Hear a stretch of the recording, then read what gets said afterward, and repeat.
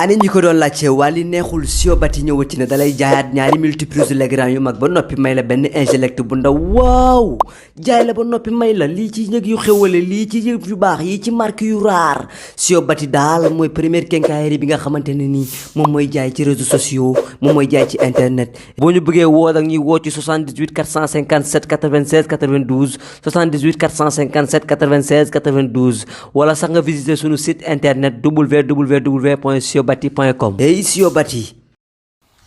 salaamaaleykum mbokk yi yéen ñu ñuy suivre ci seen site internet luttetv.com ñu ngi leen di nuyu bu baax di leen ziar ñu toogaat ak Doudou Diagne Diecko président des amateurs ñu fas yéene waxtaan ak moom ci mébét bi nga xamante ni Gaston Mbengue mébét na ko pour saison bi nga xamante ni moom la ñu dëgmal incha allahu rabi bu ñu ko fekkee jàmm te tal ko moom Gaston Mbengue mu ne après Covid 19 bi objectif am mooy relever waat làmbu maanaam yëkkati waat làmbu joxaat ko xar kanam bi nga xamante ne moom lañ ko xamee woon moom nag mu nekk président des amateurs bëgg làmb ñu ñëw fas yéene waxtaan ak moom ci loolu ban gis-gis la ci am ak affiche yi ban gis-gis la ci am. dañ koy nuyu bàyyi ko mu nuyu ñuy suivre luttetv.com ñu waxtaan ak moom maa ngi lay nuyu bu baax. salaamaaleykum Lamine maa ngi lay nuyu di nuyu mbokk internet yi di nuyu lii di nuyu tey képp koo xam ne ni tey yaa ngi seetaan site bi nga xam ne nii làmb rek lay def. ñu lay félicité di la ñaanal di la encouragé di la baalu àq si koor gi ñu jóge di ñaanal amateur yëpp di leen baalu àq képp ku nekk si làmb ji di ñaan yàlla defal ñu jàmm. di nuyu promoteurs yi yàlla ko seen président Pape Abdou Fall ak tous les promoteurs di teg nuyoo bi si président Babou di nuyu waa CNG du lutte di nuyu arbitre yi di nuyu képp ku bokk si làmb di nuyu. ki nga xam ne nii mooy Malick Gningue jiite képp koo xam ne nii mooy école de lutte yi ak ñi nga xam ne mooy écrit yi ñu ngi leen di nuyu di leen ziar di nuyu aussi suñu mbokk communicateur transfert di nuyu toute la presse di leen nuyu di leen ziar waaw. comme ni ma ko waxee ñu xëy démb ak barki démb wala boog semaine bi ñu dégg waxu Gaston Mbengue mun après Covid 19 bi dafa bëgg a yëkkatiwaat làmb. dafa bëgg a delloowaat làmb xar kanam bi nga xamante ne moom lañ ko xamee woon. moo taxoon tey amateurs yi di dagg béewu 100000 yi béewu 50000 yi bi Gaston Mbengue xalaatoo loolu ba wax ko yow bi nga ko déggee lan la def. dem si kontaan dafa xam ne Gaston défi la lu mu wax souvent da koy def ku bëgg làmb la te làmb fu mu taxaw nii làmb soxla na ko moom vraiment. la fekkoon làmb fenn yóbbu ko ba fi mu agsi kon nag lu mu wax si làmb ñun dañ koy gëm te it nit ku bëgg a coono si làmb ku bëgg a defar làmb la xolam rafet la ku mën a def lu baax la donc tey loolu bu ko waxee dañ siy kontaan di ko wax asalaamaaleykum Gaston mosul jóge si làmb làmb si këram la bokk làmb léppam la kon moom bu soobee yàlla ñu ngi koy xaar mu ñëw parce que Gaston mos fi jógee nag wax dëgg yàlla Gaston moom ni mu def si làmb ah kuy gor ku ne war ko wax jaajëf kuy gor ku ne wax ko gaawal ñu ngi lay xaar wax dëgg yàlla. ok léegi bi mu toogee moment yi mu toog bàyyi làmb parce que booy xool Gaston 2012 2011 la gëjoon a yëngal comme ni mu daan yëngale. 2011 ak léegi Gaston di teggi tànkam ba mu dem bay def ay année blanche moom moment boobu noonu manqué woon na leen wala manqué wu leen. non Gaston moom manqué na ñëpp. parce que promoteur la boo xam ne combat bu mu fi tëggul moo fi indi gala bari na loo xam si làmb moo ko fi indi si wàllu spectacle si wàllu média amul lu mu si liggéeyu waaw kon kooku bu ñu nee la nammuñu ko dañuy wax lu ñu neex rek waaye namm nañ ko amateur yi namm nañ ko ñëpp namm nañ ko pour mu dellu si waat si làmb mu ni day dellu si waat waaye nag nee na grand contre-petit lay def ñëwoon naa fi ñu waxtaan nga ne grand contre-petit ngeen soxla. waaw grand contre-petit la wax nee na Reug Reug Tapha Tine ñu wax ci boobu ba pare. mais Reug Reug Tapha Tine combat la combat bu neex waxoon naa ko fii ba yow dafa waxoon naa la ko. combat bu neex la bon ñoom ñaari mbëri dañ leen ragal ñëpp leen ragal nañu bëri ba xam lan la ñuy demee donc combat bu neex la combat bu rëy la waaw. Reug Reug Tapha Tine combat bu neex la. bu rëy te neex. lan nga tuddee combat bu rëy. non combat bu rëy xam nga combat bu rëy ba léegi ñuy wax combat bu rëy ñaari mbëri seen doy waaye tax. ñaari jàmbaar. ay ñaari jàmbaar lañu am nañ fit am nañ jom ku nekk da nga rampe ba agsi fi nga agsi.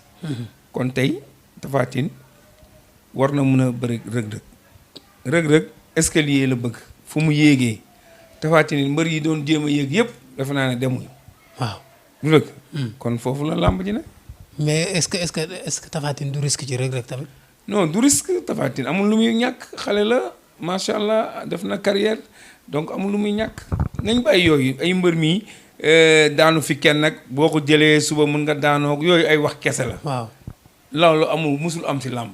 Birahim Ndiaye mii ba muy bëreeg Boy Niang daanu fi ay mbër yu bëri te boobu Birahim il est au top. champion la woon. bu mag mais dafa jël Boy Niang daan ko. donc dafa am yoo xam ne yooyu du waxu dara loolu du waxu dara. d'accord Mohamed Ali bëri na fekk Boy Niang. te fekk waruñu woon bëri donc loolu du dara. beneen grand contre petit bi nga xamante ni wax na ko mu ni Sa Thiès Gris Bordeaux ci mébétu Gaston Mbengue. mais yooyu yëpp combat la grand contre petit amoon na fi ci la mbër yu bëri jénn kon nañ jox xale yi seen sens grand contre petit yi bëri làmb ji neex làmb ji dundaat. waaw da nga gis ni daal grand contre petit yow loolu nga gis ni moo mën a yëngal. mais lu neex la. moo mën a suqaliwaat làmb. lu man mais boo xoolee tey buñ ne Siteu Papa Sow grand contre petit la. ah oui. wala déet. ah voilà Baye Mandione ba muy bëreeg Modou Lo grand contre petit la. donc dafa am combat yu bëri yàgg na fi am. kon nag moom bu ñëwee bëgg si jël ay sélectionné ay mbër xale yooyu war nañu mën a bëri ji. ok Balla Gaye Boy Niang boobu tamit bokk na ci ay mébétam. yooyu yëpp làmb da koo laaj chaque jour boo demee si grand place yi boo demee si amateurs yi fu ñu nekk loolu la ñuy waxtaane Balla Gaye numéro 2 Boy Niang numéro 2. moom la gars yi di waxtaane. ñoom la gars yi di waxtaane te loolu day fàttaliku. Boy Niang Balla Gaye mu mag. waaw loolu ay làmb la yoo xam ne dañuy indiwaat ni doon bëre démb ak tey combat yu neex la yu ñuy xaar si ñoom. ñu bari ni Balla Gaye waru jël Boy Niang parce que Boy Niang dafay suwe da doon def bac maanaam amul ci digganteem ak Lac de Guiers numéro 2 ñu bari foofu la ñuy waxee. mais loolu est-ce que bokk nga ak ñoom gis-gis. Boy Niang mbër mu jar la promoteur da koo soxla mbër moo xam ne tey boo koy tëggee làmb supporters yi ñëppay ñëw amateurs yi ñu gëj làmb sax dañ koy seetaan si ne waaw kii de sama trondoo sama xarit lañ ko tuddee Boy Niang ba mu laan seetaani tey moom lay dem seetaani kooku dëgg yàlla neexut a bañ. Balla Gaye it mbër yi ëpp supporter ëpp fans club ëpp amateur si làmb ji ca la bokk kon kooku bëre bu rëy la. kooku bés la boo xam si biir bés la incha allah. bés la boo xamante ne amateur dañ koy waajal. waaw amateur dañoo na ma nàmm te amateur yi kenn gën leen xam làmb combat boo tëgg ñu xam ne tëgg nga ko jaral na leen lu ne. te yaakaar nga ne boobu taxawee amateur yi jour boobu dinañ mandi làmb. su soobee yàlla. ci bëre ba la wala ci ambiance bi. lépp ambiance mën nañ ko mën nañ bëre tey Balla Gaye buy dugg si jar na 14 milliards Boy Niang buy dugg si jar na 14 milliards ñaari mbër yu mën bës lañu waaw tous bi de macha allah dugg si macha allah ambiance bi macha allah. li ma la mësul laaj balaa may continuer ci grand contre li ma la mësul laaj li nga wax ni moo ko andi sama xel lan moo lay gën a neex ci làmb parce que da nga ne tous ma day neex ambiance bi lan moo lay gën a neex yow ci mbër. man mbër li ma gën a neex mbër mu mun tuus. ban tuus fecc. déedéet waxuma ay fekk seen chorégraphe yooyu ñuy def ay caxagu rek yooyu. déedéet tuus dëgg. tuus mu sax mbër du tuus mu sax ba si géew bi ba si nënd bi mu téye ko man loolu moom vraiment dama siy kontaan. kon loolu namm nga ko de ndax yooyu bareetul de. damaa bëgg mbër muy tuus boo tuusee nag ba pare bu la neex ba nga dem sa cumukaay bu la neex nga feccaat leneen looy fecc mais benn bi leneen mënul am tuus fecc jénnewaat leneen tuus fecc loolu kenn musu ko si Boy Niang turandoom Ibou Ndiaye ñoo ko bàyyi moo daan tëggal waa Pikine Ibou Ndiaye ñoo ko bàyyi bi waaw microcentral. waaw microcentral Boy Niang mus na dugg si làmb moo Kati Diop tuus mu rëy tuus moo xam ne ba léegi ñoo ko danaan bim muy va-et-vient di dem di ñëw stade bi toj parce que géwél la woon bu dégg galeñ moo ko Ibou Ndiaye ñoo waaye ñu déggoo lool macha allah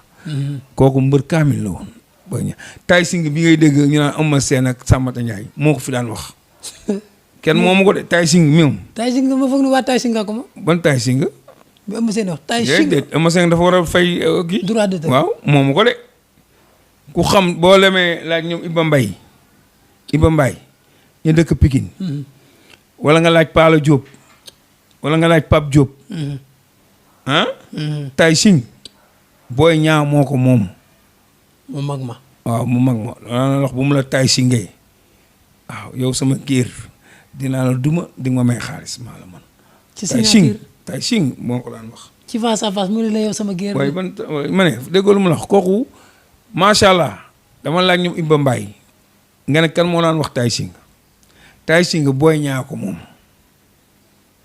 ok ba ma koy dégg boobu Eumeu Sène nii sax bëriwul mbappal Boy Niang moom Tay Shinger. Boy Niang moom Tay Shinger Boy Niang numéro 1. di nijaay ci Boy Niang. waaw léegi ñu continuer ci 4e affiche bi nga xamante ne Gaston bëgg nag boobu moom du grand contre petit Bombardier Eumeu Sène 2018 lañ bëri woon lan moo tax coûte que coûte mu bëgg leen boolewaat. waaw parce que ñoom ñaar ñëpp ci défaite lañ jógee.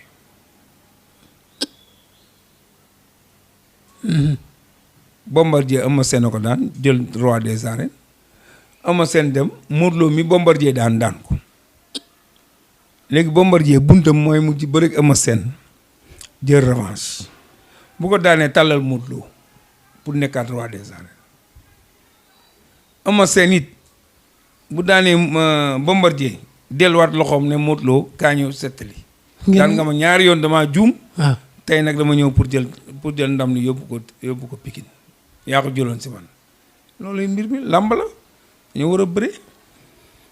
Eumeu Sène bu fekkoon bëre na ak Bombardier su amee ndam ci kawam yow da nga gis ni dafa war a demaat xëccoo jiwaat couronne bi. fu mu jëm fan la jëm fu mu foofu kan lay bëre. da nga gis ne dafa war a bëre Modou Lo 3 fois léegi lan moo tax Eumeu Sène. mais làmb dañ naan bëre 5 fois. dañ bàyyi ay 3 fois mbëru làmb. maam Gorgui Ndiaye ak ñoom Doubaka Sarr ak. ku nekk da nga naan bëre sa morom juróomi yoon wala juróom-benn yoon. da nga naan bëre dimanche bi fii ñu teg weer ñu tëgg leen Thiès wala Tivaouane ngeen bëri ci wala ngeen dem Diourbel. loolu la fi amoon. kon wala ngeen dem Tëngéej.